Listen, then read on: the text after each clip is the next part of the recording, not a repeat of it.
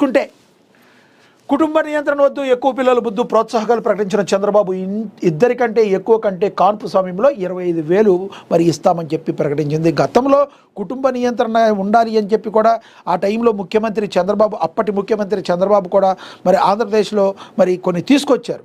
ఆ తర్వాత సక్సెస్ అయ్యారు, ఎందుకంటే అప్పట్లో మనకి జనాభా విపరీతంగా పెరిగిపోతున్న పరిస్థితి. కానీ ఈ రోజున పరిస్థితి అలా లేదు. ఇంకొకటి మనకి ఏపీలో చూసుకుంటే జననాల రేటు చాలా తక్కువైపోయింది. ఇంతటి క్లిష్ట పరిస్థితుల్లో ముఖ్యమంత్రి చంద్రబాబు ఈ నిర్ణయం తీసుకోవటం ఆహ్వానించదగ్గ విషయం. మరొక విషయం ఏంటంటే ఇంకొకటి కూడా మాట్లాడారు, అంటే ఆశ్చర్యంగా అతిశయోక్తిగా చెప్పారు అనుకోవచ్చు. అసలు 3 పిల్లలుంటే రాజకీయాలకు అనర్హులని ఒకప్పుడు మాట్లాడేవారు, అది కాదు. ఈ రోజున 3 పిల్లలు లేకపోతే రాజకీయాలకు అనర్హులు, 2 కంటే తక్కువ ఉంటే రాజకీయాలకు అనర్హులు అనాలా అన్నంత అతిశయోక్తిగా మరి సీఎం చంద్రబాబు, ముఖ్యమంత్రి చంద్రబాబు మాట్లాడటం జరిగింది. దాని గురించి కూడా ఒకసారి చదువుదాం.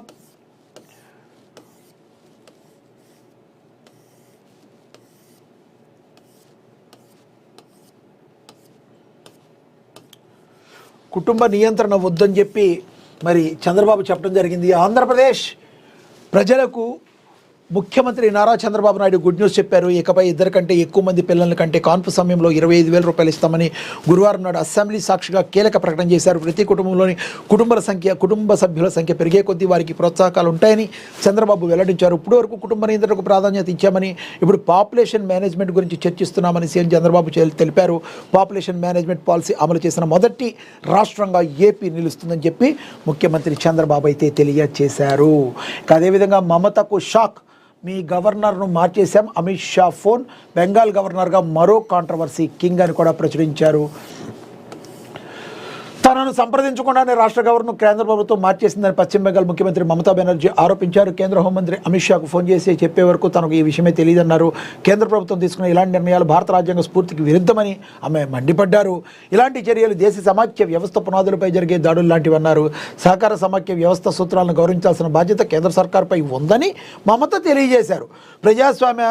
ప్రజాస్వామిక సంప్రదాయాలు, రాష్ట్రాల ఆత్మగౌరవం కించపరిచేలా ఉండే ఏకపక్ష నిర్ణయాలను తీసుకోవద్దని కేంద్ర ప్రభుత్వానికి ఆమె సూచించారు. ఈ మేరకు బెంగాల్ సీఎం గురువారం ట్వీట్ చేశారు.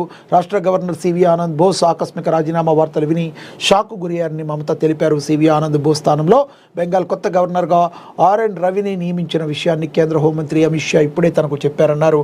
త్వరలో జరగనున్న బెంగాల్ అసెంబ్లీ ఎన్నికల్లో రాజకీయ ప్రయోజనం కోసం కేంద్ర హోంమంత్రి ఒత్తిడి వల్లే ఆనంద్ బోస్ రాజీనామా చేసి ఉండవచ్చునని ఆరోపించారు.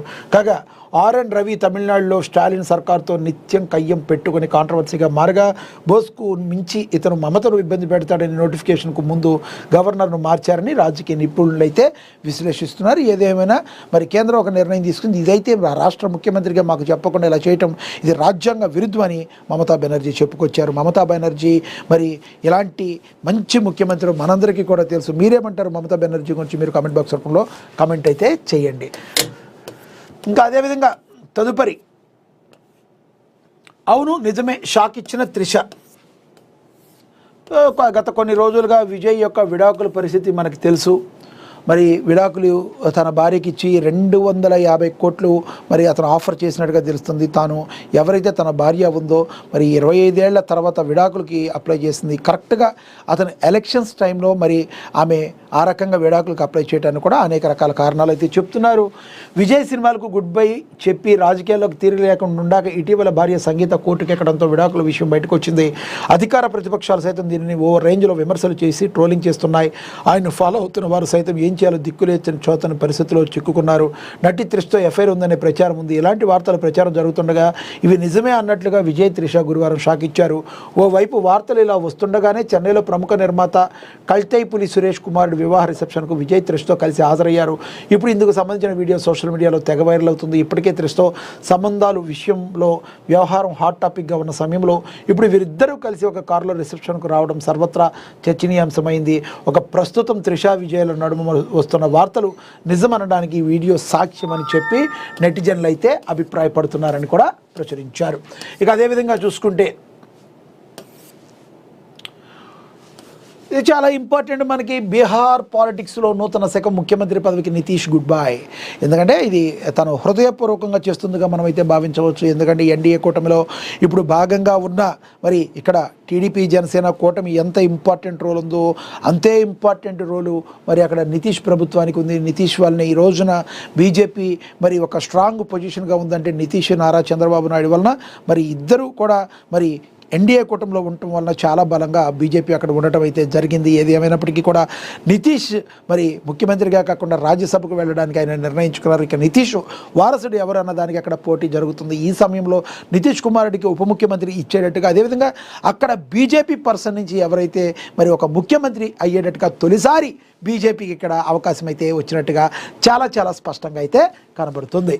ఇక పదే పదే రాజీనామా చేస్తూ 10 సార్లు బీహార్ సీఎంగా ప్రమాణ స్వీకారం చేసిన రాజకీయ దురంధరుడు నితీష్ కుమార్ మరోసారి బీహార్ సీఎం పదవికి రాజీనామా చేశారు. ఎగువ సభలో ప్రాతినిధ్యం వహించాలన్న తన చిరకాల కోరికను నెరవేర్చుకునేందుకు సీఎం పదవిని త్యాగం చేశారు. అంతేకాకుండా 2 దశాబ్దాలుగా బీహార్ ప్రజలకు సేవ చేసే అవకాశం ఇచ్చినందుకు ప్రజలకు కృతజ్ఞతలు చెప్తూ రాబోయే కొత్త ప్రభుత్వానికి తమ పూర్తి మద్దతు సహకారం ఉంటుందని చెప్పారు.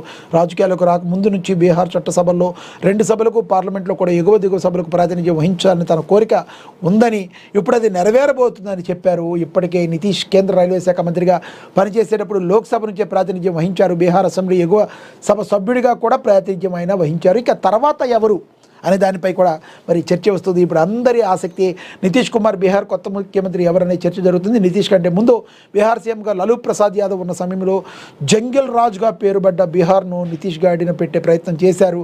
అభివృద్ధి మంత్రంలో 4 సార్లు ముఖ్యమంత్రి అయ్యారు. బీజేపీ మిత్రపక్షంగా ఎన్డీఏ భాగస్వామ్యానికి మొదటి సీఎంగా కొనసాగిన నితీష్ పొట్టు ఏ పార్టీతో ఉన్నా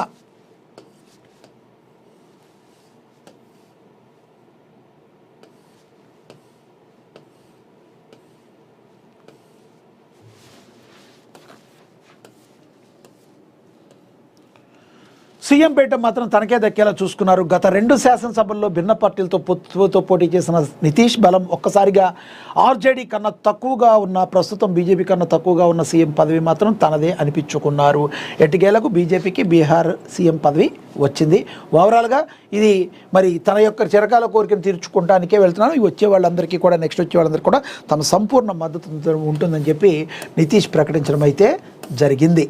ఇక అదేవిధంగా చూడొచ్చు, రాజ్యసభ సభ్యులుగా వేం నరేందర్ రెడ్డి, అభిషేక్ సింఘ్వి నామినేషన్లు వేశారు. హాజరైన ముఖ్యమంత్రి రేవంత్ రెడ్డి, పీసీ చీఫ్ మహేష్ గౌడ్, శ్రీధర్ బాబు 16 మంది ప్రయత్నించిన జాతీయ రాష్ట్ర అవసరాల రీత్యా హైకమాండ్ నిర్ణయం నాడు వైఎస్ కేవీపీ జోడీలా నేడు రేవంత్ వేం జోడీ సీఎం రాజ్యసభ పదవులపై చర్చ జరిగింది.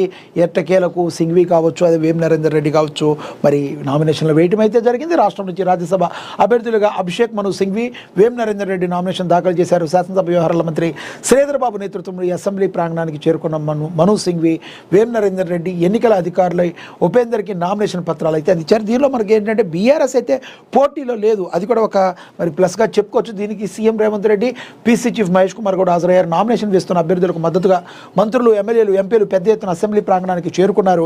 రాష్ట్రంలో ఖాళీ అయిన 2 స్థానాలకు కాంగ్రెస్